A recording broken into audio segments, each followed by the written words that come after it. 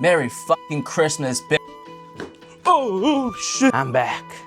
Ugh. You think it's that simple? Yeah, I do.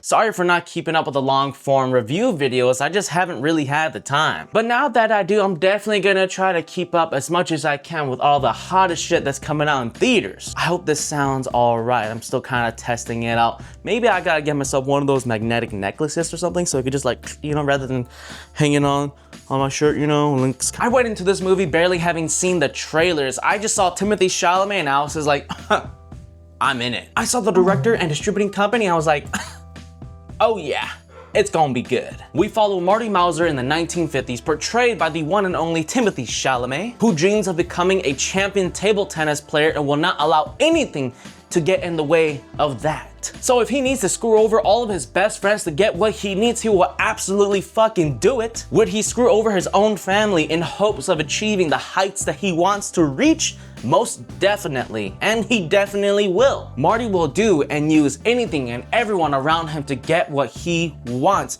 even if it means losing himself in the process. He is a hungry, neurotic, narcissistic asshole that will scrounge up however much money that he can to get to the next championship. And boy, does this movie just never stop fucking working. I don't think there was a single second in this movie where I actually had a moment to breathe. Holy shit, because it is constantly moving, constantly going. The moment you think this movie is finally gonna slow down and allow our characters to kind of chill out for a moment, clean themselves up, literally, bam, some crazy shit happens and people are talking all over each other. There's people screaming, children crying, a dog barking. What the hell is going on? Again, this movie is just constantly moving, and if it reminds you of something, it may be because the director, Josh Safdie, is a co-director for a previous film that they worked on known as Uncut Gems. And let me tell you something, okay? Uncut Gems, that shit fucking rocks. So if you're a fan of Uncut Gems, Marty Supreme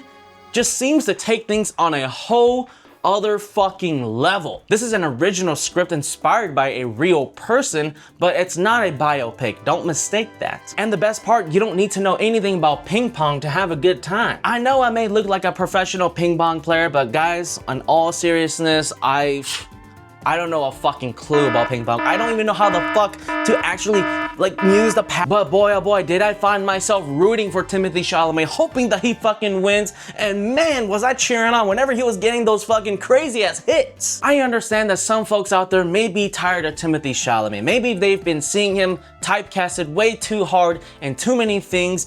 And you know, like the typical old-fashioned Hollywood where the Hollywood star just gets shown around too much like Chris Pratt or Pedro Pascal. You know, I think that assessment is wrong because Timothée Chalamet is fucking amazing. He continues to prove himself as one of the fucking best, one of the greatest actors of our time here. A rising star. I mean, he's not even rising anymore. He's already a fucking star, but he just continues going past it. Maybe he is gonna be a new Leonardo DiCaprio. Gwyneth Paltrow is in this movie as some fading Hollywood star, and she's currently trying to make her way back up in theater. Odessa A'zion, or A'zion, however you pronounce her last name, pff, fantastic. She does things to me. And Tyler, the creator, is also in this movie, who actually gives a really solid performance here. You know, most of the times I'm pretty apprehensive, a little worried whenever I see a musician, a music artist, try to branch out of their field and go into film like Rihanna and them. But you know what?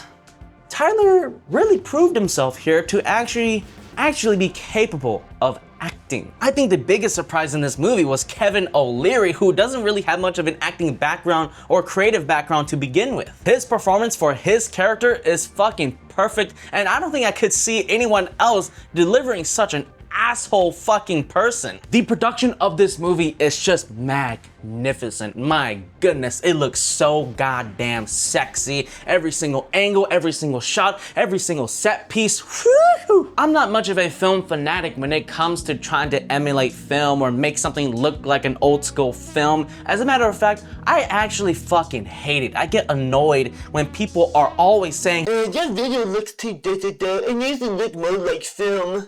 Actually, 35mm film looks so much better than 65mm. I fucking hate these people online who are constantly saying how You should click on my video because I can help you figure out the film look. at this point the film look is nothing more than a gimmick, and I am so fucking tired of it. But for a movie like Marty Supreme, which is set in the 1950s, it makes sense for them to add this kind of style, this kind of look to it, to make us feel like it's back in those days. And man, is it sexy. My only issue with this movie is that there were moments where it did feel kind of long. Maybe it kind of just went on for a little too much. This is a 2 hour and 30-minute movie, and then you have to add on top of the previews and trailers, so that's an extra 30 minutes. So we have a 3-hour movie that we have to dedicate our time to. I know that there are pacing issues when I whip out my phone, because that just means I'm either bored or just not interested in what's happening in the scene. I just think that the premise of this movie was just too simple for its length. There are definitely some side plots that could have been cut out, and the moment you figure out who Marty is and what kind of cycle he likes to put himself into, some parts do feel a little bit repetitive, because he's a greedy, selfish asshole that's sometimes reaching a little too far. He just can't take what's already given to him. Beyond the minor pacing issues, Marty Supreme